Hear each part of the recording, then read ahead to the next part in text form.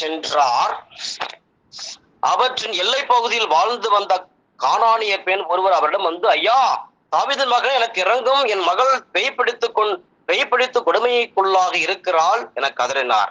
ஆனால் இயேசு அவரிடம் ஒரு வார்த்தை கூட மறுமொழியாக சொல்லவில்லை. சீடர்கள் அவரை அணுகி, நமக்கு பின்னால் கத்தி கொண்டு வருகிறாரே, இவரை அனுப்பிவிடும் என வேண்டினர். அவரோ மறுமொழியாக, இஸ்ரேல் குலத்தாருள் காணாமற் போன ஆடுகளாய் இருப்போரிடமே நான் அனுப்பப்பட்டேன் என்றார். ஆனால் அப்பெண் அவர் முன் வந்து பணிந்து, ஐயா, எனக்கு உதவியருளும் என்றார். அவர் மறுமொழியாக, பிள்ளைகளுக்குரிய உணவை எடுத்து நாய்க்குட்டிகளுக்கு போடுவது முறையில்லை என்றார். உடனே அப்பெண், ஆம் ஐயா, ஆனாலும் தங்கள் உரிமையாளரின் மேசையிலிருந்து விழும் சிறு துண்டுகளை நாம் நாய்க்குட்டிகள் தின்னுமே என்றார். இயேசு மறுமொழியாக, அம்மா, உமது நம்பிக்கை பெரிது, நீ விரும்பியவாறே உமக்கு நிகழட்டும் என்று அவரிடம் கூறினார். அந்நேரம் அவர் மகளின் பிணி நீங்கியது. இங்க பார்க்கிறோம், இயேசு இந்த பெண்ணை ஒரு நாயாக கருதுகிறார், பிள்ளையாக அல்ல, நாயாக கருதுகிறார். ஏன் அப்படி கருதுகிறார்?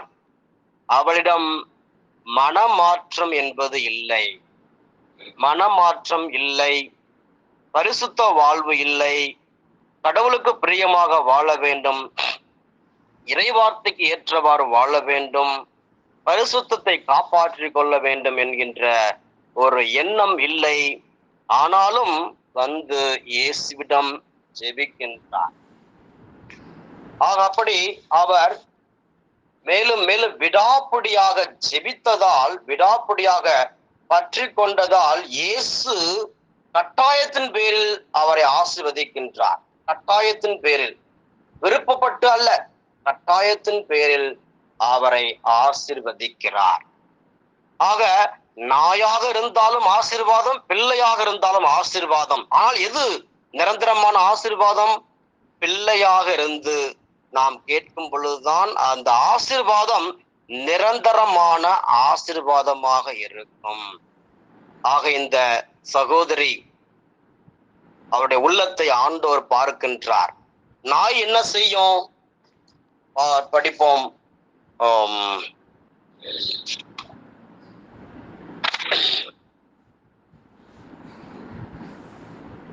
மீண்டும் அதை சாப்பிட வரும் என்று இறைவார்த்தை கூறுகிறது. ஆக நாயை போல மீண்டும் மீண்டும் செய்த பாவத்தையே மீண்டும் மீண்டும் செய்து கொண்டு இருந்தோம் என்றால் நமக்கு ஆசீர்வாதம் இல்லை. மீண்டும் மீண்டும் அதே பாவத்தை செய்து கொண்டிருந்தோம் என்றால் நம்மையும் ஆண்டவர் நாயாக கருதுவார்.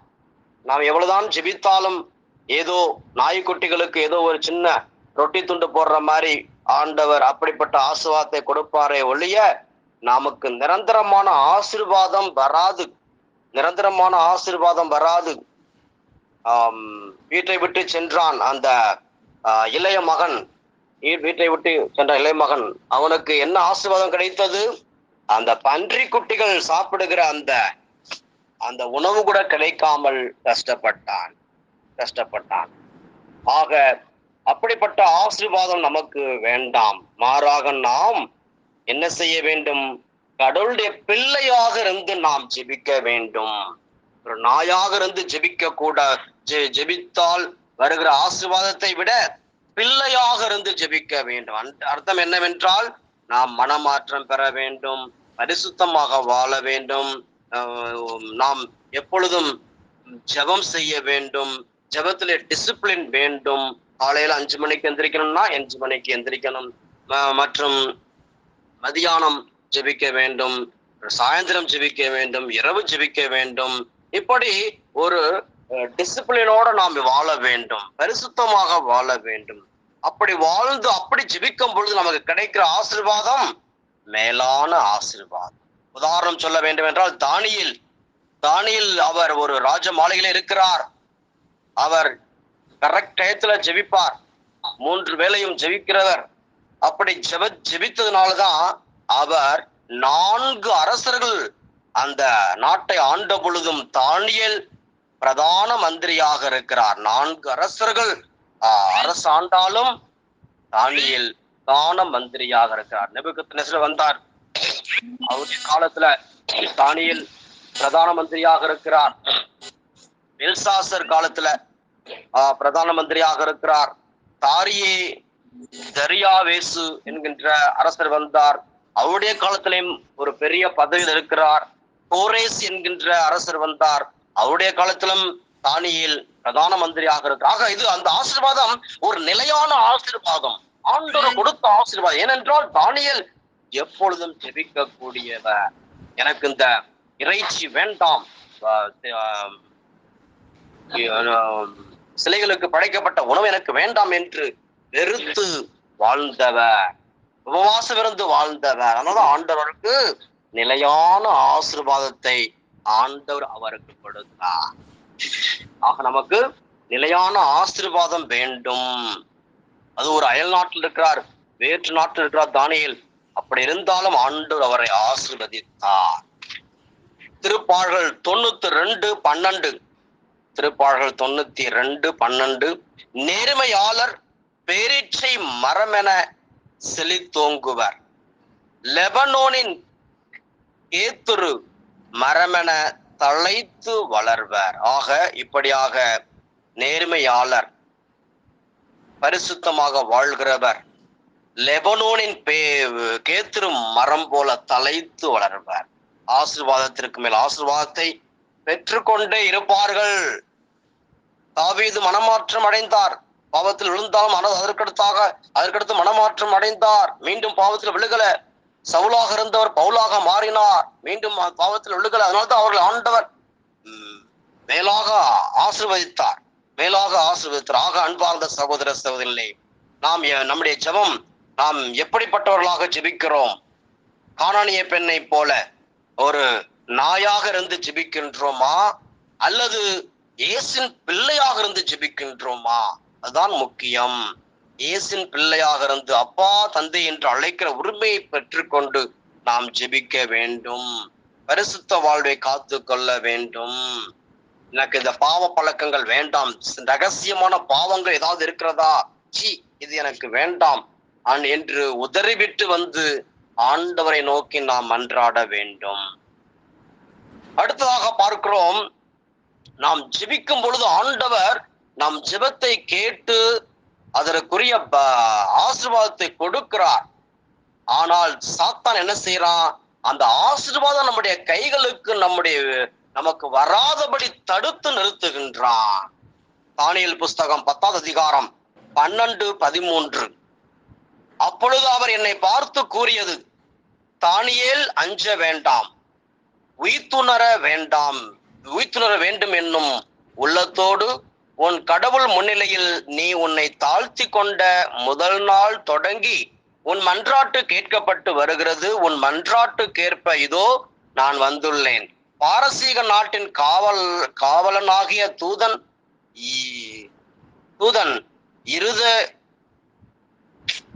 21 நாள் என்னை எதிர்த்து நின்றான். அங்கே பாரசீக அரசர்களோடு நான் தனித்து விடப்பட்டதால் தலைமை காவலர்களுள் ஒருவராகிய மிக்கேல் எனக்கு துணை செய்ய வந்தார். ஆக தானியேல் ஜெபிக்கிறார், ஆண்டவர் அந்த ஜெபத்துக்கு பலனை கொடுத்துட்டார், ஆசீர்வாதத்தை கொடுத்துட்டார். ஆனா சாத்தான் என்ன செய்யறான்?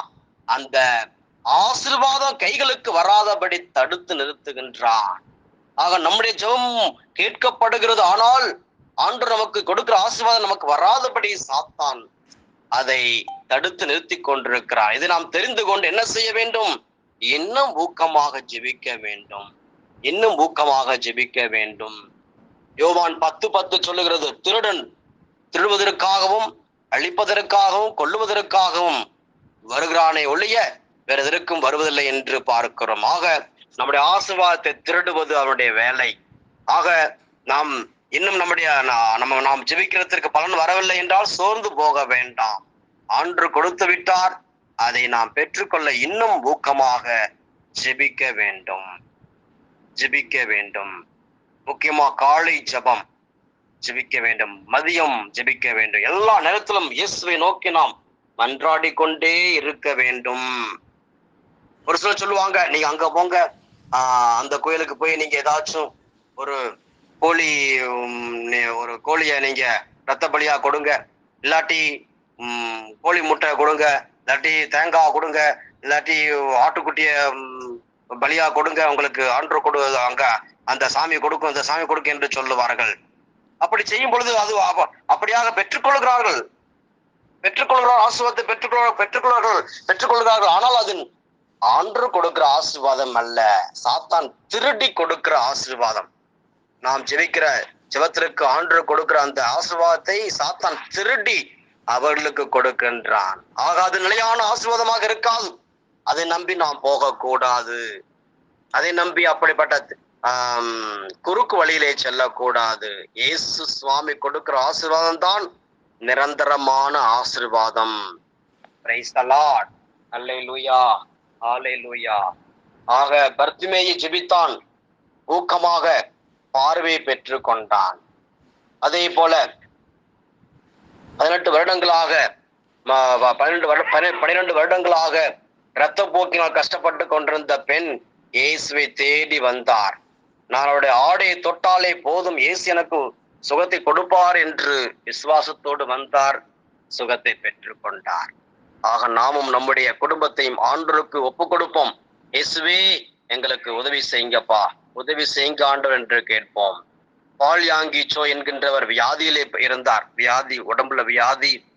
அப்ப ஆண்டவர்கிட்ட கேட்கிறாரு, ஆண்டவர்கிட்ட ஜெபிக்கிறாரு.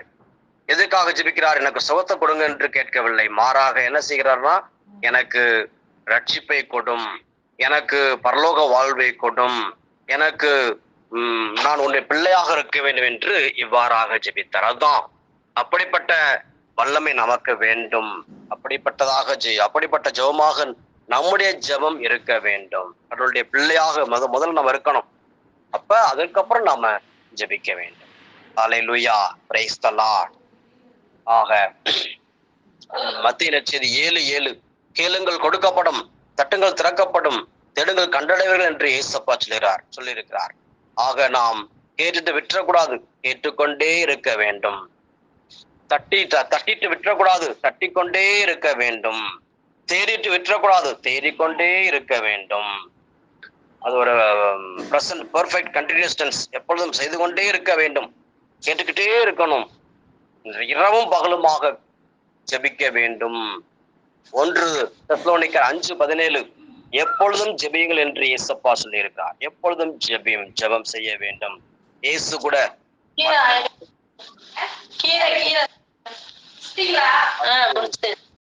கருக்கள் எழுந்து சென்று மலைக்கு சென்று ஜெபிக்கின்றார். தனியாக இருந்து தன்னுடைய நேரத்தை செலவழிக்கின்றார். ஜெபம்.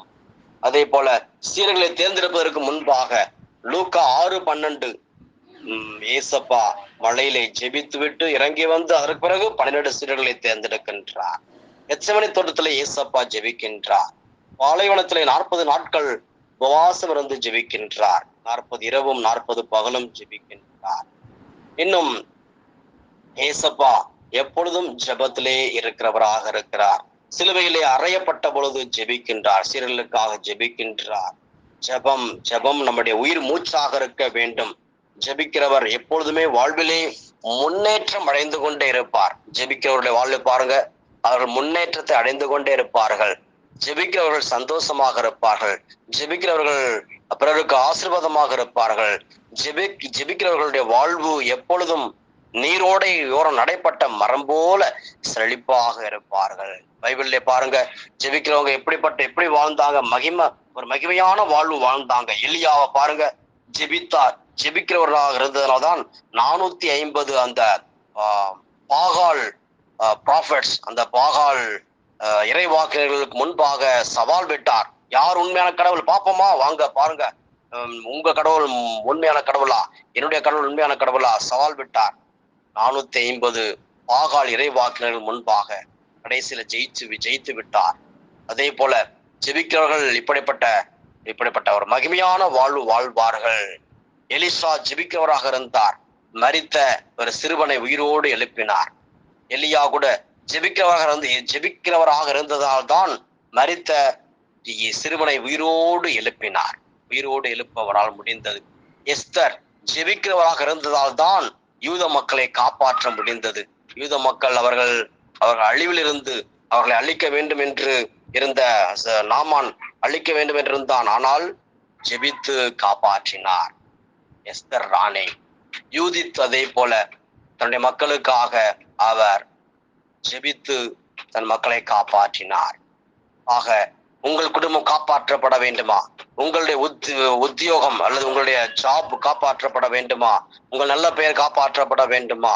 உங்களுடைய ஆசீர்வாதம் தடுக்கப்படாமல் இருக்க வேண்டுமா? அதற்கு ஒரே வழி ஜெபம்தான். ஜெபிக்கிறவர்கள் தான் கடைசி காலத்திலே காப்பாற்றப்படுவார்கள். ஜெபிக்கிறவர்களுடைய நெற்றியிலே இயேசு முத்திரையிடுவார். அந்த முத்திரை இருந்தால்தான் நாம் பரலோகத்திற்கு செல்ல முடியும். ஆண்டு நம்மை பரலோகத்திற்கு அனுமதிப்பார். ஆகவே எப்பொழுதும் இயேசுவை நோக்கி கேட்டுக்கொண்டே இருங்க, ஜெபம் பண்ணிக்கிட்டே இருங்க. லூக்கா 21:36 வரக்கூடிய அழிவிலிருந்து காப்பாற்றப்பட நாம் செய்யக்கூடிய ஒரே காரியம் ஜெபம், ஜெபம், ஜெபம். இதுதான் ஆண்டவர் நமக்கு இந்த நாளிலே சொல்லுகின்றார், போதிக்கின்றார். பிரைஸ் தி லார்ட், ஹல்லேலூயா. ஆக முதலாவது நாம் ஜெபிக்க வேண்டும். இரண்டாவது எப்படிப்பட்டவர்களாக இருக்க வேண்டும்? ஆண்டவருடைய பிள்ளையாக இருந்து ஜெபிக்க வேண்டும். இப்பொழுது நாம் எல்லோரும் கண்களை மூடி ஜெபிப்போம். உங்கள் குடும்பத்தை ஒப்புக்கொடுங்க ஆண்டவருக்கு. உங்களுடைய ஆரோக்கியத்தை ஒப்புக்கொடுங்க, பிள்ளைகளை ஒப்புக்கொடுங்க. இந்த நேரத்தில் இயேசுவிடம் ஜெபிப்போம். ஸ்தோத்திரம், நன்றி, நன்றி ஆண்டவரே. இயேசப்பா, நேற்றும் இன்றும் என்றும் மாறாதவரே, இந்த அருமையான செய்திக்காக நன்றி இயேசப்பா. இயேசுவே ஸ்தோத்திரம், ஸ்தோத்திரம் ஆண்டவரே. நாங்கள் இயேசு உங்களுடைய பிள்ளையாக இருந்து ஜெபிக்க வேண்டும் ஆண்டவரே. இயேசுவே, நாங்கள் பரிசுத்த வாழ்வை காத்துக்கொண்டு ஜெபிக்க வேண்டும். மனமாற்றம் அடைந்து ஜெபிக்க வேண்டும். இயேசுவே அப்படிப்பட்ட அபிஷேகத்தை ஊற்றுங்கப்பா. இயேசுவின் கரம் உங்கள் ஒவ்வொருவரையும் தொடுவதாக. இயேசுவின் வல்லமை மிக்க கரம் உங்கள் ஒவ்வொருவரையும் தொடுவதாக. இயேசுவின் அபிஷேகம் உங்கள் மீது இறங்குவதாக. இயேசுவே, ஒவ்வொருவரையும் தொடுங்க. நன்றி, நன்றி, நன்றி ஆண்டவரே. இயேசுவே, நாய்க்குட்டிகளுக்கு போடுகிற ரொட்டி துண்டுகளாக அப்படிப்பட்ட ஆசீர்வாதங்களுக்கு வேண்டாம். எங்களை பிள்ளைகளாக ஏற்றுக்கொண்டு ஆசீர்வதிங்க. இயேசுவே, உங்களுடைய பிள்ளைகளாக இருப்பதற்கு தடையாக இருக்க எல்லாவற்றையும் நீக்கி போடுங்க. உங்களுடைய பரிசுத்த ரத்தத்தால் எங்களை சுட்டறிங்க. உங்களுடைய பரிசுத்த ரத்தத்தால் எங்களை கழுவுங்க ஆண்டவரே, கழுவுங்க இயேசப்பா. உங்களுடைய வல்லமை அக்கினி இறங்கட்டும் ஒவ்வொருவர் மீதும். இயேசுவின் அக்கினி எல்லோரும் மீது இறங்குவதாக. ஸ்தோத்திரம். Thank you Jesus. ஹல்லேலூயா. நன்றி இயேசுவே, நன்றி ஆண்டவரே. Thank you Jesus. படிக்கிற பிள்ளைகளை ஆசீர்வதிங்கப்பா ஆண்டவரே. இயேசுவே, விடுமுறை நாட்கள் இருக்கிறார்கள். அவர்கள் வீட்டிலே நல்லபடியாக படிக்க உதவி செய்யுங்க. பைபிள் வாசிக்க உதவி செய்யுங்கப்பா. உதவி செய்யுங்க. நேரத்தை வீணடிக்காமல் ஆண்டவரே, டிவி பார்த்து கொண்டு செல்போன் பார்த்து கொண்டு இல்லாமல் இயேசுவே எப்பொழுதும் ஜெபத்தில் இருக்க உதவி செய்யுங்க. டிவியின் ஸ்பிரிட் மற்றும் செல்போன் ஸ்பிரிட் இயேசுவின் நாமத்தில் சபிக்கப்படுவதாக. நேரத்தை வீணாக்குகிற ஆவி இயேசுவின் நாமத்தில் சபிக்கப்படுவதாக. நன்றி. ஷார்ட் வீடியோ பார்த்து கொண்டு இன்னும் சினிமா பார்த்து கொண்டிருக்கிற அந்த ஆவியை இயேசுவின் நாமத்திலே கடிந்து கொள்கின்றேன்.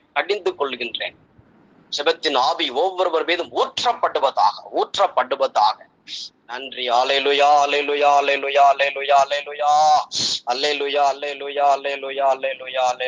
ஸ்தோத்திரம். நன்றி இயேசு.